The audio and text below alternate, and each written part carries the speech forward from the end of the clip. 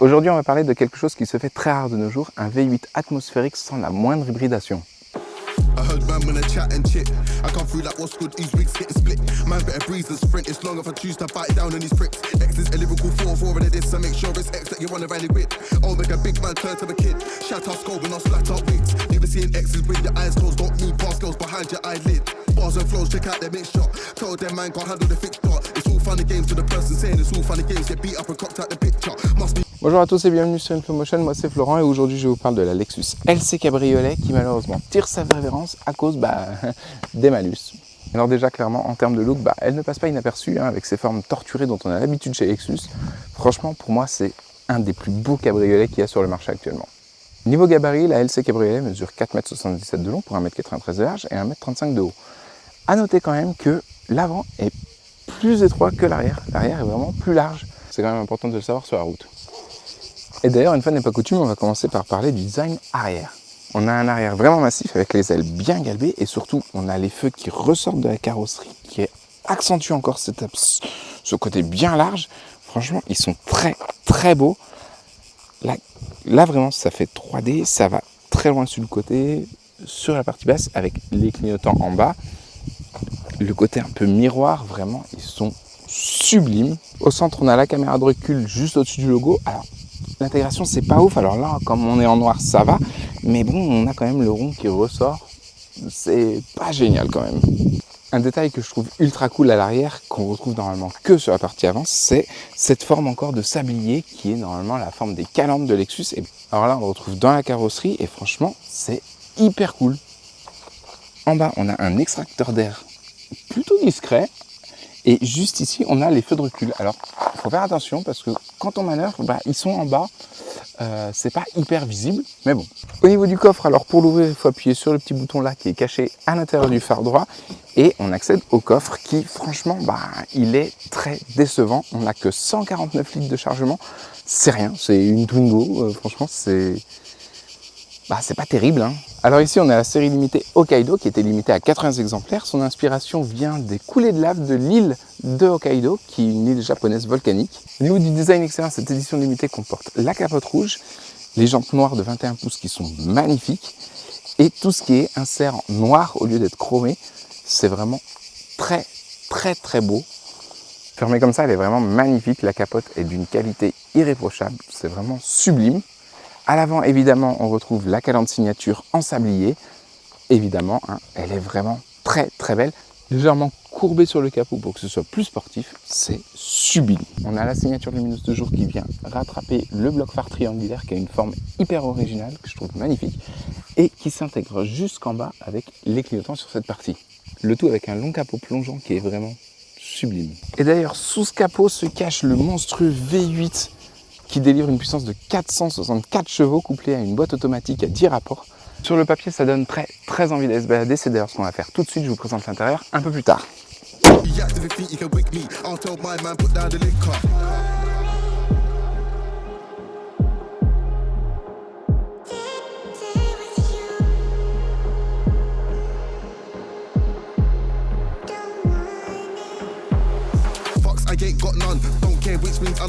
Bon voilà, on est décapoté, on n'a plus qu'à prendre la route.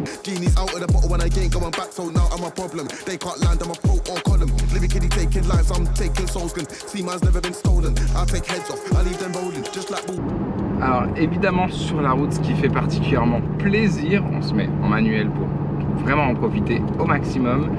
On se met en mode Sport Plus, on a donc plusieurs modes. On a Eco, Confort, Normal, Sport et Sport Plus. On peut même aussi le customiser un peu. Donc on a plein de modes différents. Donc là je me mets en Sport Plus, en boîte manuelle. Et c'est là qu'on va pouvoir vraiment profiter de la voiture, de sa sonorité, de son plaisir de conduite. Et ça fait du bien. Vous allez voir, c'est très très fun. Alors malgré un gabarit qui est quand même assez imposant, elle se prend très très bien en main. La direction est vraiment bien efficace. Alors, on n'a pas non plus beaucoup d'informations dans le volant, mais c'est juste ce qu'il faut. Il y a quelques moments où c'est quand même un peu juste, mais dans l'ensemble, c'est quand même très très bon.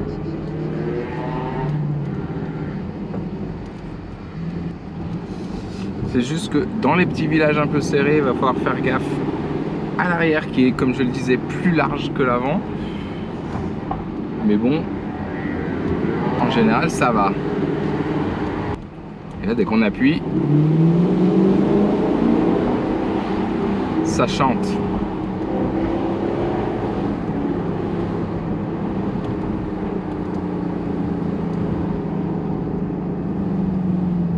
À basse vitesse comme ça, en dessous de 50 km/h avec les vitres montées, on n'a quasiment pas d'air qui rentre dans l'habitacle, juste un petit peu vers le milieu, mais franchement c'est très très bien.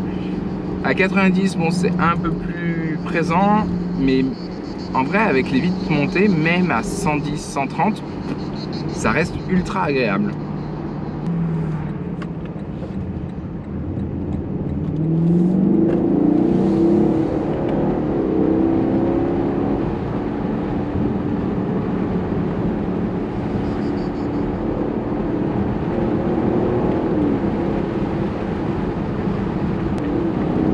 Alors en mode Sport Plus, évidemment, pour profiter du plaisir de la voiture, on passe les rapports entre 4500 tours et 5000 tours. Et vraiment, ça la fait chanter, elle est ultra plaisante. Ça tient très bien la route, le freinage est hyper efficace.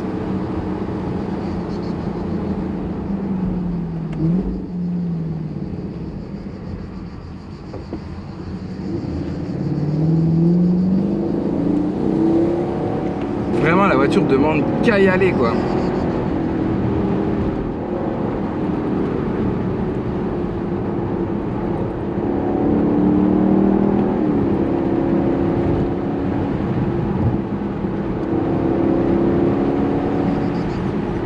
Alors en vrai, c'est pas une sportive, c'est une GT, mais le V8 est vraiment présent. Il est partant, il est volontaire, mais au niveau des performances, quand on accélère quand même, on a un léger creux avant d'avoir la puissance. C'est vraiment du plaisir de conduite et sur de la longue distance, pas juste comme ça. En mode éco, c'est vraiment très douce, c'est idéal pour la ville, ça permet vraiment de maintenir les consommations très basses. La voiture est beaucoup plus souple, la direction aussi, le châssis, tout ça, c'est vraiment très souple. Mais c'est pas vraiment désagréable. Là pour le coup ce serait vraiment du cruising en ville ou sur l'autoroute, c'est vraiment l'idéal. Quand on passe en mode sport ou en mode sport plus, là tout de suite la voiture est plus rigide, la direction plus ferme. Vraiment on a un caractère plus sportif. Ça restera toujours pas une vraie sportive, c'est vraiment GT, mais c'est vraiment très agréable à conduire. C'est beaucoup plus joueur, c'est beaucoup plus fun. Au niveau des sièges, j'ai rarement vu ça, c'est vraiment très très bon. On est hyper bien installé. C'est très confortable, on est vraiment dans un fauteuil. Et en même temps, ils ont un caractère très sportif, ils nous maintiennent de gauche à droite très très bien. Donc quand on envoie, eh ben, il n'y a pas de souci. Mais sinon, pour vraiment rouler tranquille, on est dans un salon, quoi.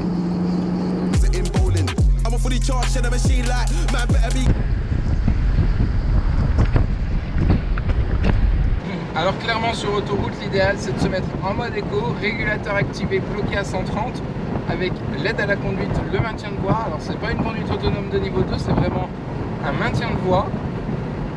Mais franchement là on est tranquille, on est en mode cruising et dans ces conditions, dans cette configuration là, ça permet d'atteindre une consommation de 8,5 litres au 100, ce qui est quand même vraiment pas mal pour un V8.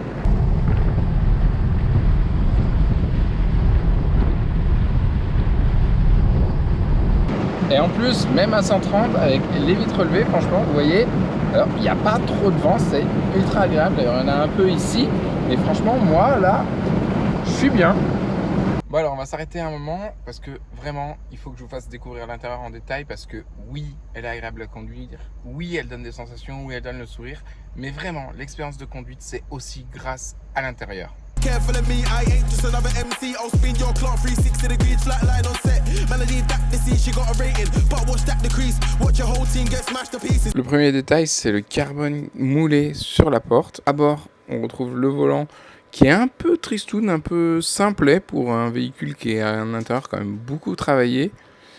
Sur le côté, on a les boutons pour ouvrir le coffre, pour allumer ou éteindre L'affichage tête haute, ouvrir la trappe et ici les boutons pour régler l'intensité de la luminosité. En haut à gauche, on a le bouton pour enlever le SP et activer le mode snow. De l'autre côté, on a les différents modes de conduite, sport, sport plus, éco, normal.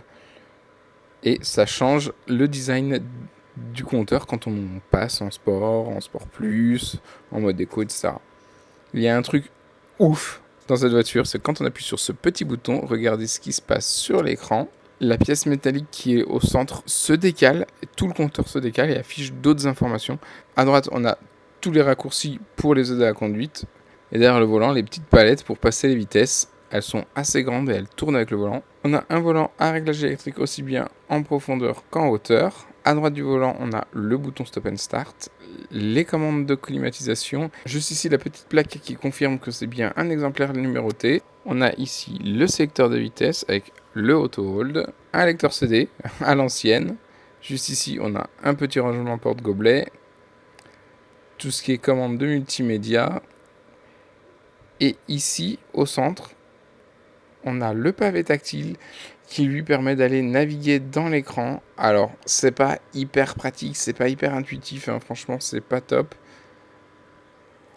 Mais bon, il faut faire avec, hein. On notera qu'on a les sièges ventilés et chauffants, et on a même dans les appuis-têtes le petit air scarf pour, quand il fait froid, avoir de la chaleur dans le cou. Mais bon, naviguer là-dedans, c'est pas simple. On a évidemment une caméra de recul, mais franchement, la qualité de celle-ci, elle est vraiment pas terrible, hein. C'est dommage à ce prix-là du véhicule. On a une très jolie montre avec un petit cerclage rouge spécifique, une petite pièce devant le passager et on a la boîte à gants juste ici. Alors bon, elle est pas bien grande, hein. Ça fera pas grand-chose. Sur la console centrale, juste ici, sous ce clapet, on a le bouton pour ouvrir la capote et ouvrir les vitres, aussi bien avant et arrière tout d'un coup.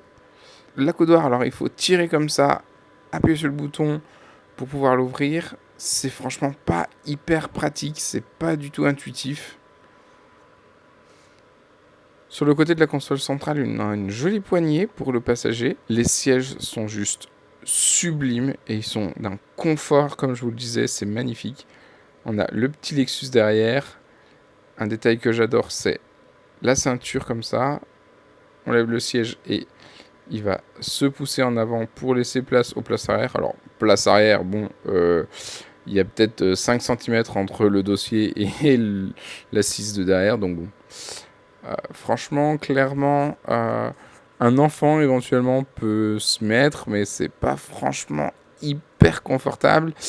Bon, bah, ce sera pour mettre des sacs en plus, hein, parce que bon, avec le coffre plus petit que celui de la Twingo, hein, bon. À l'intérieur, le plus beau du design, c'est vraiment cette forme dans les portières qui glisse sur la planche de bord et qui va jusqu'à l'autre porte, qui n'a pas le même dessin. Alors, je vous fais cette vidéo, malheureusement, plus aucun exemplaire de la LC Cabriolet n'est disponible à la vente. La production est totalement arrêtée et tous les exemplaires ont été vendus. Il reste encore le LC500H coupé qui lui est encore quelques exemplaires encore disponibles, mais ça va pas durer. Pour un autre cabriolet sportif, je vous retrouve sur l'essai de ma voiture personnelle, une Mustang Cabriolet de 2013, ou sinon pour un gabarit beaucoup plus petit, on se retrouve sur l'essai de la Abarth 500e Cabriolet. Allez, à tout de suite.